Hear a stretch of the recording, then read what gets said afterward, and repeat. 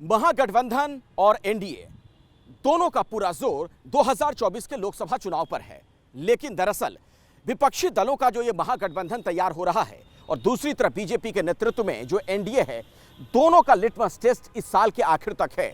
दोनों की परीक्षा इसी साल के आखिर तक है, यानी ये पता चल जाएगा किस में कितना है दम।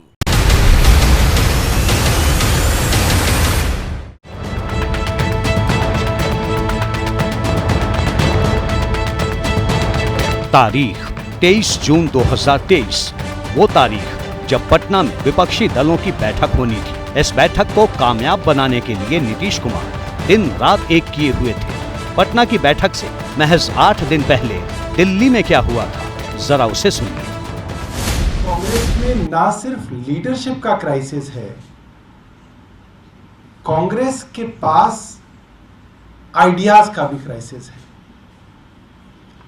कांग्रेस का लोगों से जुड़ाव इस हद तक खत्म हो गया है कि उनके पास कोई अपना मैकेनिज्म भी नहीं बचा कि वो ये जान पाए कि लोग क्या चाहते हैं। नीतीश विपक्ष को एकजुट करने की मुहिम चलाए हुए थे, वहीं दिल्ली में आम आदमी पार्टी ने कांग्रेस के खिलाफ मोर्चा खोला हुआ था।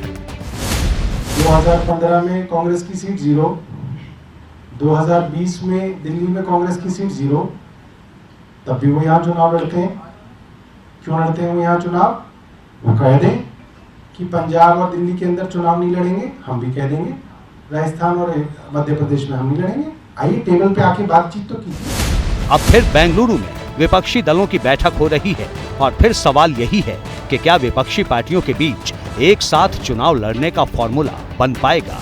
विपक्षी एकता की बात 2024 के लिए हो रही है, लेकिन विपक्ष की पहली परीक्षा 2023 के आखिर में होगी। ऐसा इसलिए क्योंकि 2023 के आखिर में 5 राज्यों में विधानसभा चुनाव होंगे। इस साल के आखिर में जिन 5 राज्यों में चुनाव होने हैं, उनमें छत्तीसगढ़, मध्य प्रदेश, मिजोरम, राजस्थान और तेलंगाना शामिल हैं। इन राज्यों में लोकसभा की 83 सीटें हैं, यानी ये राज्य सियासी तौर पर बेहद अहम हैं।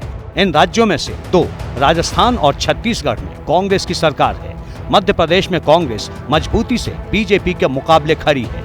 सवाल ये है कि क्या एकजुटता के महामंथन में जुटी विपक्षी पार्टियां कांग्रेस के लिए मध्य प्रदेश, राजस्थान और छत्तीसगढ़ का मैदान छोड़ेंगी, क्योंकि विपक्षी एकता से पहले ममता बनर्जी भी ऐसा ही फॉर्मूला पेश कर चुकी हैं। In some places, in every region, they should fight together. Means, in suppose Bengal, I think we should fight Bengal. Suppose Delhi, up should fight Delhi, Bihar. They are together, so they Nitish ji, Tejaswi, and Congress also some parties there, so they will decide. I cannot decide their formula. ममता ने जो कांग्रेस को दरकिनार करने के लिए formula पेश किया था, अब कांग्रेस उसी फॉर्मूले को विपक्षी एकता के नारे के साथ अपने पक्ष में लागू करने की बात कह रही है।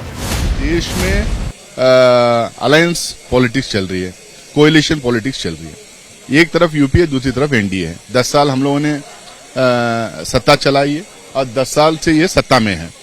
तो अभी 2024 में क्या इश्यूज होंगे, लड़ने का तरीका तय किया जाएगा, जॉइंट एक्शंस क्या होंगे, कहां होंगे, किसकी लीडरशिप होंगी, ये सब तय किया जाएगा। 2024 से पहले 2023 में विपक्षी एकता की पहली परीक्षा इसलिए होगी क्योंकि मध्य प्रदेश में 2018 में हुए विधानसभा चुनाव में कांग्रेस को 41.5% वोट मिले थे, बीजेपी को 41.6% वोट मिले थे, जबकि अन्य को 16.9% वोट मिले थे। यानी मध्य प्रदेश में कांग्रेस और बीजेपी को करीब करीब बराबर ही वोट मिले थे।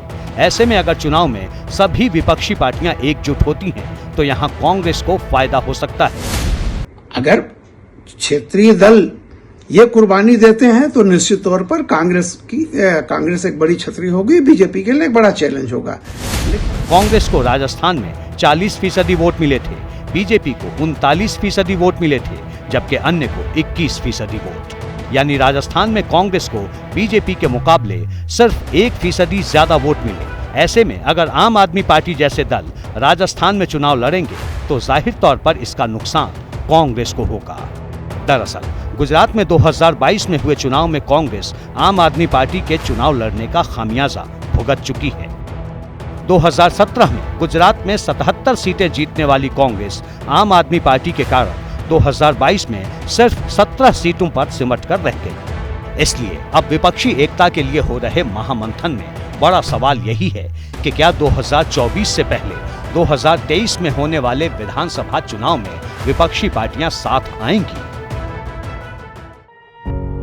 पत्रकारिता कोई इमोशन नहीं है, ना अपना कोई ज्ञान देना है और ना कोई विचार थोपना है। पत्रकारिता क्या है? पत्रकारिता का मतलब है सही जानकारी इकट्ठा करना और तथ्य बताना। पत्रकारिता आज जितने महत्वपूर्ण दौर में है, शायद पहले नहीं थी। इस दौर से निकलने के लिए सिर्फ सच दिखाने की जरूरत है, वो सच जो आपके हित को आगे रखे। इसलिए अब रात 9 बजे प्राइम टाइम नहीं होगा, ये आपका टाइम है।